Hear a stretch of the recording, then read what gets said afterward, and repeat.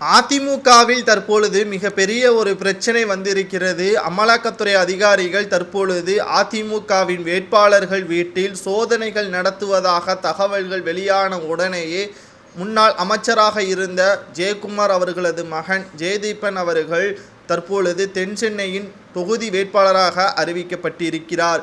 மேலும் இவர் அமலாக்கத்துறை அதிகாரிகள் சோதனைகள் நடத்துவதை கண்டு நாங்கள் பயப்பட மாட்டோம் என்பதற்கேற்ப ஒரு வீடியோ பதிவு ஒன்றை இணையதளங்களில் வெளியிட்டிருக்கிறார். அதில் அவர் பேசியது தீய சக்திக்கும் நல்ல சக்திக்குமான போர் வருகின்ற நாடாளுமன்ற தேர்தலில் தெரிய வரும் என்றும் கூறியுள்ளார். இந்த நிலையில்தான் பாஜக எங்களை அழிக்க நினைக்கிறது, அது நிச்சயமாக கிடையாது. புரட்சி தலைவர் எம்ஜிஆர் அவர்கள் உருவாக்கிய அதிமுக எப்பொழுதும் தற்பொழுது வரை எடப்பாடி பழனிசாமியால் ஆலமரமாக வளர்க்கப்பட்டு இருக்கிறது, அதை யாராலும் அசைக்க முடியாது என்பதற்கேற்ப முன்னாள் அமைச்சர் ஜெயக்குமார் அவர்களது மகன் ஜெயவர்தன் அவர்கள் கூறியுள்ளார். இந்த நிலையில்தான் நாடாளுமன்ற தேர்தலில் முடிவில் தெரிய வரும் அதிமுகவா பாஜகவா என்ற முடிவு இறுதி கட்டத்தை எட்டியுள்ளது என்றும், எங்கள் மீது நீங்கள் அமலாக்கத்துறை அதிகாரிகளை ஏவி விடலாம், நாங்கள் அதற்கு பயந்தவர்கள் கிடையாது, உங்கள் காலடியில் விழமாட்டோம் என்பதற்கேற்ப பேசிய வீடியோ தற்பொழுது தென் சென்னை மக்களிடம் வரவேற்பை பெற்றிருப்பதாக அதிமுகவினர்கள் நினைத்து வருகிறார்கள். ஆனால் அமலாக்கத்துறை அதிகாரிகள் சோதனைகள் செய்யும் பொழுது அமலாக்கத்துறை அதிகாரிகள் வருமானத்திற்கு அதிகமாக சொத்துக்கள் ஜெயவர்தன் அவர்கள் வைத்திருந்தால் நிச்சயமாக அவர் தென் சென்னையில் போட்டியிட முடியாது என்றும் கூறப்படுகிறது.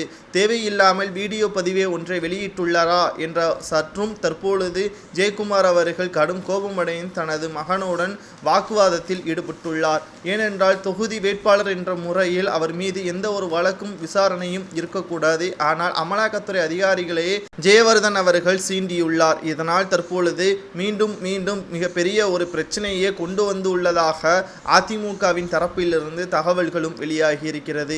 ஏனென்றால் 2 தொகுதி வேட்பாளர்களிடம் மட்டும்தான் அமலாக்கத்துறை அதிகாரிகள் சோதனைகள் நடத்தியுள்ளனர். ஆனால் ஜெயவர்தன் அவர்கள் பேசியதன் காரணமாக ஒட்டுமொத்த வேட்பாளர்களும் தற்பொழுது அதிர்ச்சியடைந்திருக்கிறார்கள். கூட்டணி கட்சிகளும் அதிர்ச்சியடைந்திருப்பதும் குறிப்பிடத்தக்கது.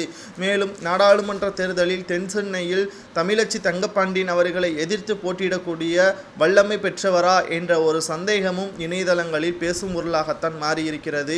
ஒரு பக்கம் தமிழச்சி தங்கப்பாண்டியன் அவர்கள் கடந்த முறை தென் சென்னையில் போட்டியிட்டு வெற்றியடைந்தார். ஆனால் இதுவரைக்கும் அத்தொகுதியில் அவருக்கு எந்த ஒரு நற்மதிப்பும் பெயரும் கிடையாது. அதே சமயம் ஜெயவர்தன் அவர்கள் பல தில்லுமுள்ளு வேலைகள் செய்ததாகவும் பல பெண்களிடம் தொடர்பு இருந்ததாகவும் அவர் மீது பல குற்றச்சாட்டுகளும் சுமத்தப்பட்டுதான் இருக்கிறது. 2 பேரும் போட்டியில் களத்தில் இறங்கியிருக்கிறார்கள். இதில் மக்களின் ஆதரவு யாருக்கு இருக்கும் என்பது மிகப்பெரிய ஒரு கேள்வியாகத்தான் அமைந்திருக்கிறது. உங்களது கருத்துக்களை கூறுங்கள்.